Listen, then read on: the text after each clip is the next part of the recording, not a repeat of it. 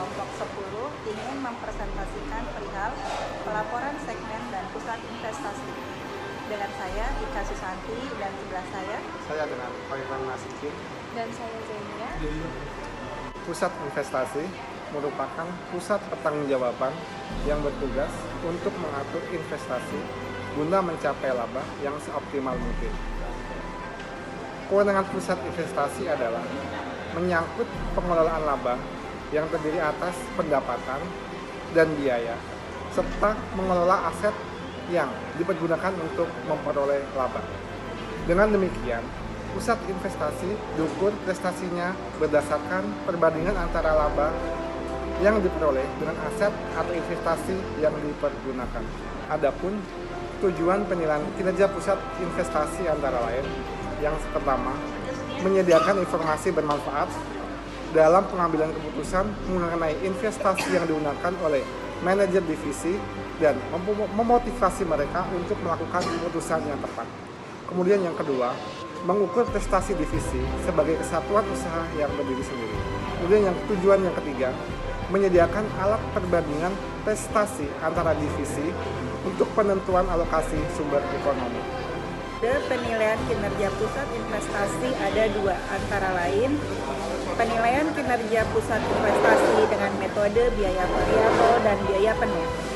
Metode biaya variabel dan biaya penuh merupakan metode perhitungan biaya yang berkaitan dengan cara menentukan biaya produk. Perhitungan biaya variabel menekan perbedaan antara biaya variabel dan tetap pabrik. Perhitungan biaya variabel yang disebut juga perhitungan biaya langsung hanya membebankan biaya variabel pabrik ke produk. Biaya ini meliputi bahan baku langsung, tenaga kerja langsung, dan overhead variabel. Perhitungan biaya absorpsi membebankan semua biaya manufaktur pada produk. Bahan baku langsung, tenaga kerja langsung, overhead variabel, dan overhead tetap. Overhead tetap adalah hal-hal yang menentukan biaya produk. Menurut perhitungan biaya absorpsi, overhead tetap dipandang sebagai biaya produk, bukan biaya proyek. Perbedaan antara penilaian kerja pusat investasi metode biaya penuh dan penilaian kinerja pusat investasi biaya variabel antara lain: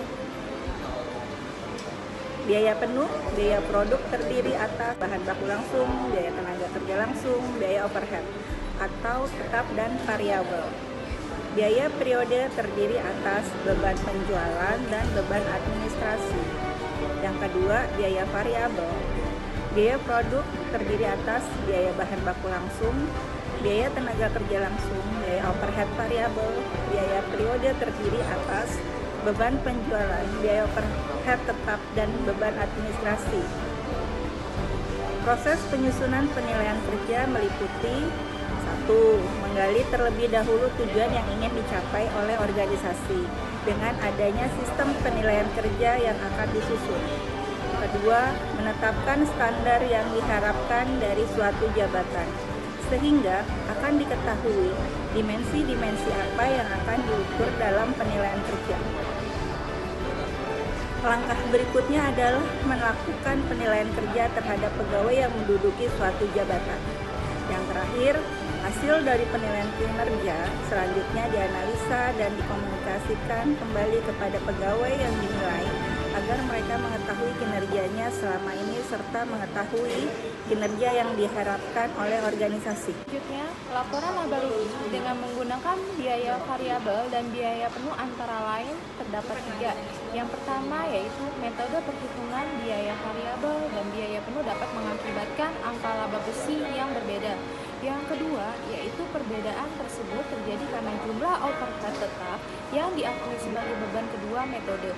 Yang ketiga yaitu metode penjualan dan administrasi selalu dikeluarkan dari laporan laba rugi dan tidak pernah muncul di neraca.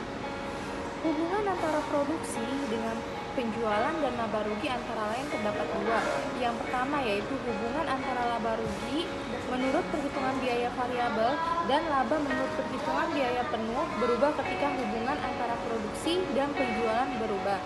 Yang kedua yaitu jika barang yang terjual lebih banyak dari yang diproduksi, maka laba menurut perhitungan biaya variabel akan lebih tinggi dari laba menurut perhitungan biaya penuh. Dan yang terakhir, jika produksi lebih kecil dari penjualan, maka persediaan akan berkurang. Jika produksi sama dengan penjualan, maka persediaan awal sama dengan persediaan akhir. Tahap penyusunan penilaian kinerja antara lain terdiri atas 4, yaitu validity, agreement, realism, dan objectivity. Saya akan menjelaskan satu persatu. Dari validity adalah keabsahan standar tersebut sesuai dengan jenis pekerjaan yang dinilai. Keabsahan tersebut yang dimaksud adalah standar tersebut memang benar-benar sesuai antara relevan yang jenis pekerjaan yang akan dinilai tersebut. Yang kedua, agreement, berarti persetujuan, yaitu standar penilaian tersebut disetujui dan diterima semua pegawai yang akan mendapatkan penilaian. Ini berkaitan dengan prinsip validasi di atas.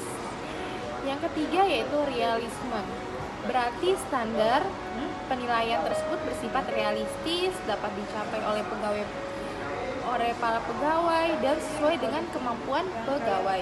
Yang terakhir yaitu objectivity, berarti standar tersebut bersifat objektif, yaitu adil, mampu mencerminkan keadaan yang sebenarnya tanpa menambah dan mengurangi kenyataan dan sulit untuk dipengaruhi oleh bias-bias penilaian. Dari pembahasan materi tentang pelaporan segmen dan pusat investasi, dapat kami simpulkan bahwa pengembalian atas investasi adalah ukuran kinerja manajer yang paling lazim pada unit-unit desentralisasi. Pengembalian atas investasi mendorong manajer untuk memperhatikan perbaikan profitabilitas divisinya melalui peningkatan penjualan, pengendalian biaya, dan pemanfaatan aktiva secara efisien. Sayangnya, ukuran kinerja ini juga dapat mendorong manajer meningkatkan laba dengan mengorbankan manfaat jangka panjang demi manfaat jangka pendek. Demikian yang dapat kami sampaikan, semoga bermanfaat. Terima kasih. Wassalamualaikum warahmatullahi wabarakatuh.